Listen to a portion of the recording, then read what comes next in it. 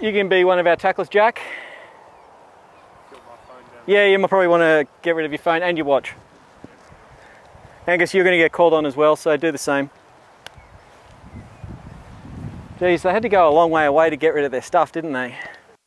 It's all good. Oh, he's just getting ready.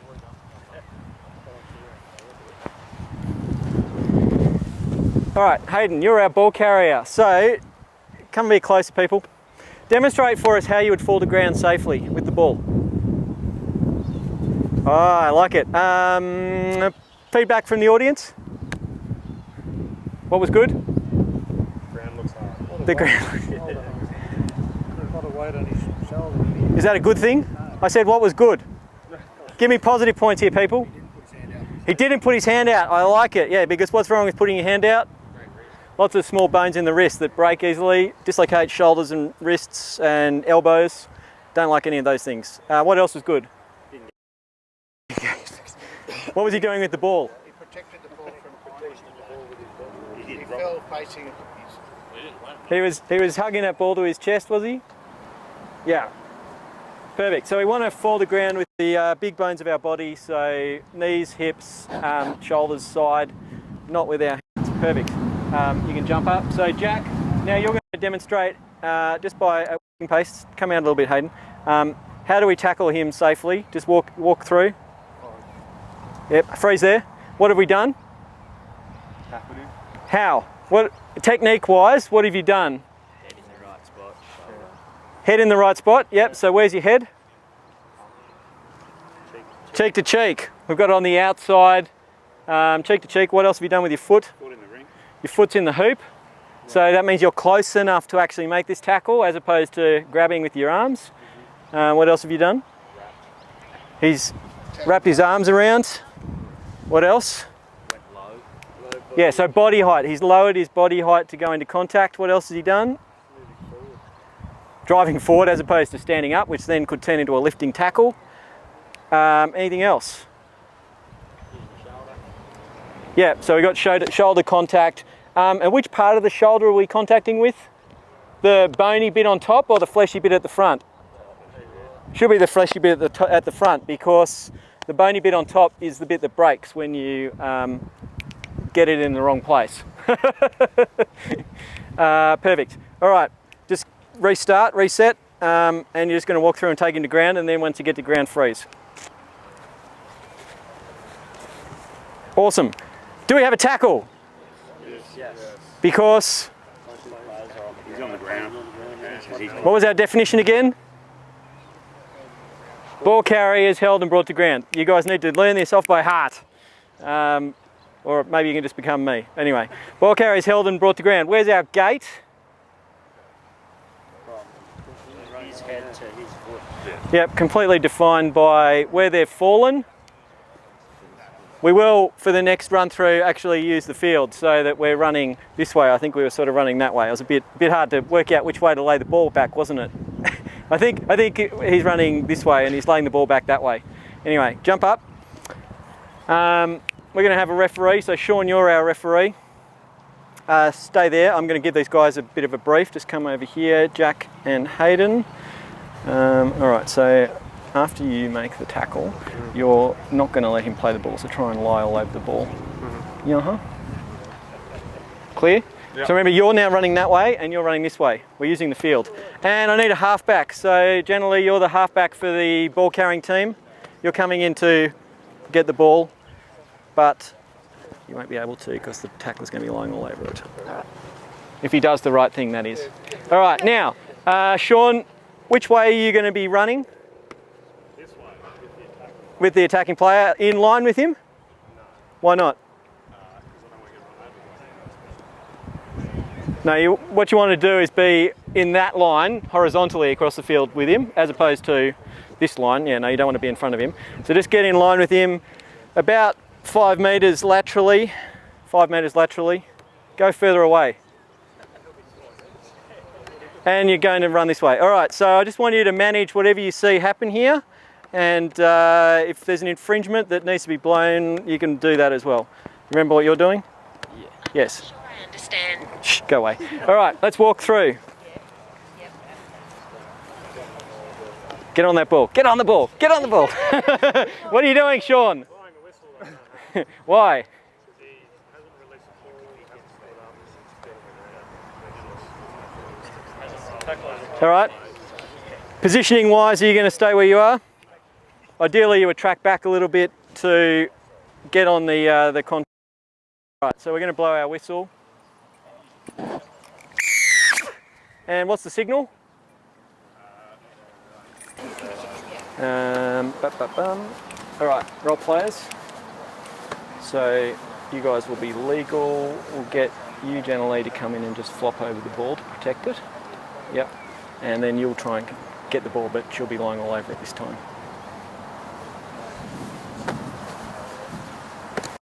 You ready, Ben? Let's go.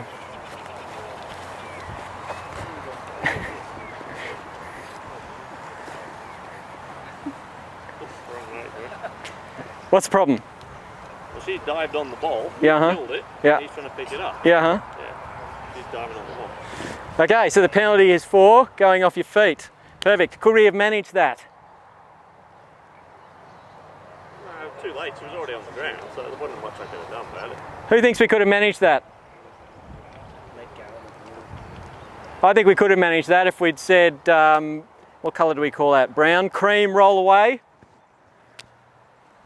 Potentially we would have got the ball out, but At an adult level, they're meant to know the rules. oh, absolutely, meant to know the rules, meant to know the rules. It's unfortunate that they don't know the rules. All right, new scenario, and new referee, Brett. This Brett. All right, so we're going to have a ruck this time, which means the ball's starting on the ground. We'll get you two in contact over the ball. You're joining as an arriving player, and you're the halfback coming in to grab the ball. As she comes in to grab the ball, you're going to grab her before she gets the ball, as forwards tend to do, yeah? All right, we're all clear on the scenario. Brett, you're on the ball. So we're just going to start off with a ruck. So come in and form over the ball. Brett, adjust your positioning to the ruck. Bind on, Angus, bind on. Go for the ball, Janalee. Penalty, come from the side. Which way is the arm going? Who's infringed? Halfback. Oh, the halfback's infringed. Around the side. Ball. That's a bit harsh.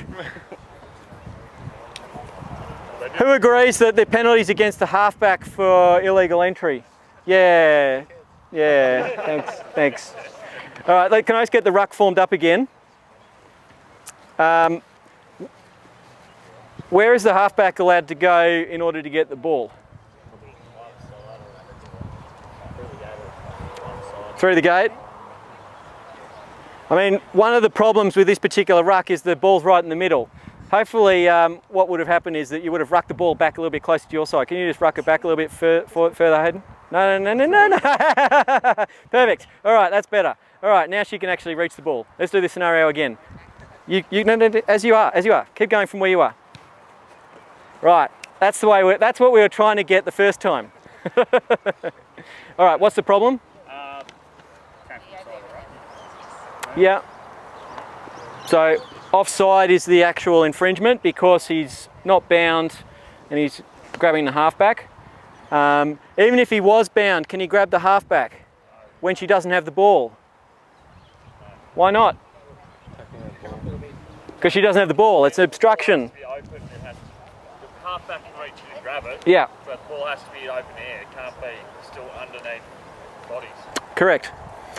All right, let's just talk a little bit about positioning. Can I just get Jack and Hayden bound over the ball? The other two can pretend to be halfbacks. Brett, where are we standing at this ruck? Side it.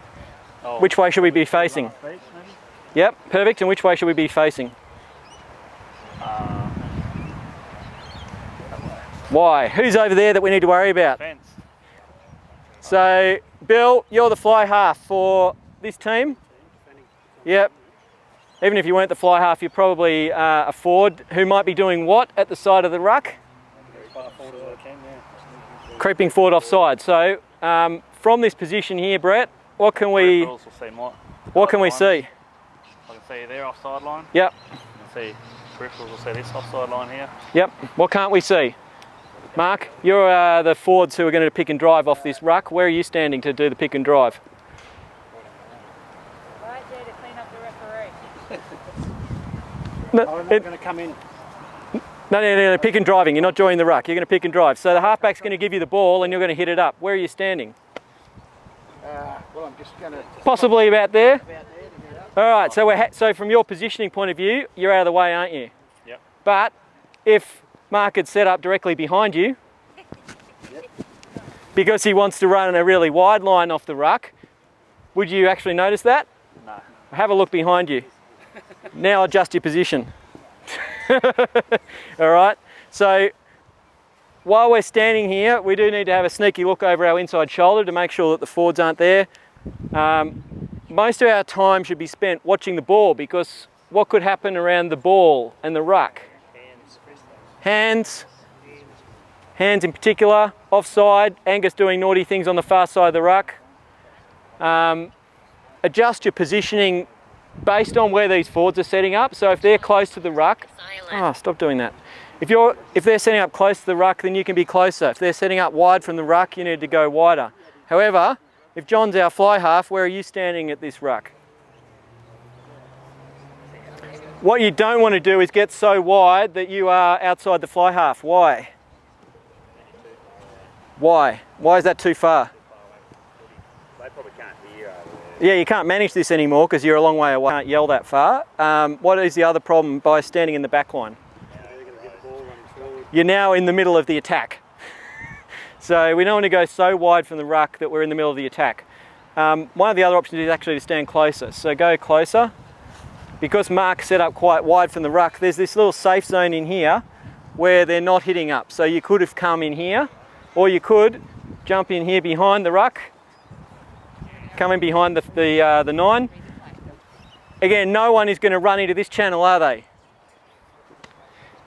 However, Angus, if you're now being a seagull off to the side of the ruck and potentially coming forward of the offside line, by dropping back behind the ruck, what's our management issue that we start to get? What happens with our offside lines and judging where they are? It's harder to see the offside lines because you're now losing that perspective, and it's also harder to get eye lines with the players that are infringing. Whereas if I'm up close, it's very easy for me to go, hey, get back on side. Now I'm over here and it's like he's looking at the ball and I'm trying to get his attention. Hey, hello, get on side. It's about presence. So if we can position ourselves closer to the ruck, our presence will generally prevent those offside problems from happening in the first place. If we're standing too far away, then the offsides are more likely to happen because the players are like, where's the ref? I don't see the ref, that's fine, we'll just be offside. You've got to keep that peripheral to see where the attack's lining up. Yeah. Not in there, directly in there, right? Yes. So just get you back over there. Alex, no good over this side. What's that? No good the ref being here. In the defensive line? Yeah. What, do you reckon you're too much of a target for the attacker guys, or what? What is? You can see you're offside. You can see that, and you're out of their attacking. What is the issue in terms of head movement to judge offside lines from here? I've got to do a 180-degree head movement to tell offsides, whereas over here, where Brett is, it's a much shorter movement. Yep. And while I'm looking over there, who knows what's happening over here? I've got to travel back a long way to get there. Now the problem with the D-line is you often get somebody go, there's a really good hole. I'll They use you as the target. And they use you as a target, and they use you as a decoy to make extra ground. Yeah. So for the beginner referees, we encourage you to be on the A-line, as we call it, attacking last feet here. For the more advanced referees, like the two blokes out the back, you can come and stand here. The reason why they do that is because the game's too fast and they want to be out of the way. But they actually have someone who is wired up to them that can tell them if players are offside, so they don't need to check over the right shoulder. They can just keep looking this way. Never stood there ever. Yeah. It's also closer over here when the next play's likely to be when you're here. Well, you could be in the middle of the next play. That is the problem. What we don't want to be in the middle of the play. We want to be following the play. Someone mentioned before, we don't want to be the centre of attention. You also don't want to be the referee sandwich in the middle of the two players coming together.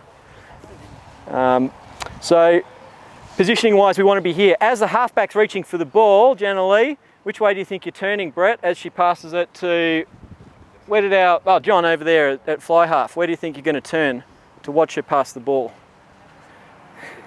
Yeah, why? You're watching the ball, good answer. If you're not watching the ball, who knows what happened? Suddenly the ball's loose on the ground over there and it's like, oh, I don't know, play on. I don't know how I got there, but yeah, you should always be following the ball. The other thing is, if there is a big water buffalo behind you and you're turning towards the water buffalo, you're going to see him and you can then jink out of the way. No. Or brace for contact like Angus did the other night. Those of you that saw him take out one of the Reds players. Harry Wilson, yes. Whereas if you turn blind away from the breakdown, you don't know, it's your kidneys that are the thing that tell you that you've just been run into. And you don't know why the ball's been dropped over there. So perfect, you are then going to turn and pivot and you're going to run over this way back onto the ball line, as we call it, because the ball's come out here to John. Any questions on tackle ruck positioning? Is there a reason why we didn't position on the blind side so we could actually see across? An excellent question. For the slow amongst you, if you position yourself on the blind side and the ball's going open side, what problem have you just created for yourself? You've now got to run an extra 5 metres to get to the next breakdown. So yes, this isn't a convenient spot to stand to get good field of view, but it's not convenient in terms of getting to the next breakdown. My other problem is coming within the 15 metre line. If they do go blind, where am I going to go to not get run into? Over the sideline. I'm going to be pushed into the sideline. So again, as a referee, I never come inside the 15 metre line unless absolutely necessary. Try and do all your management from outside the 15 metre line, preferably on the open side. Now, you might get onto the blind side sometimes, but I gave you another position that you could use as an out. What was the other position you could use? Behind the ruck. So rather than getting pushed into the sideline, just come behind the ruck, and now I'm out of the way, and I can get back onto the open side at my next opportunity. Any other questions on positioning? Everyone happy with their checklist? You guys did pretty well. Once we got the scenario right. Awesome, we're going to head back inside. We'll be back out here in about 45 minutes to look at line out and maul.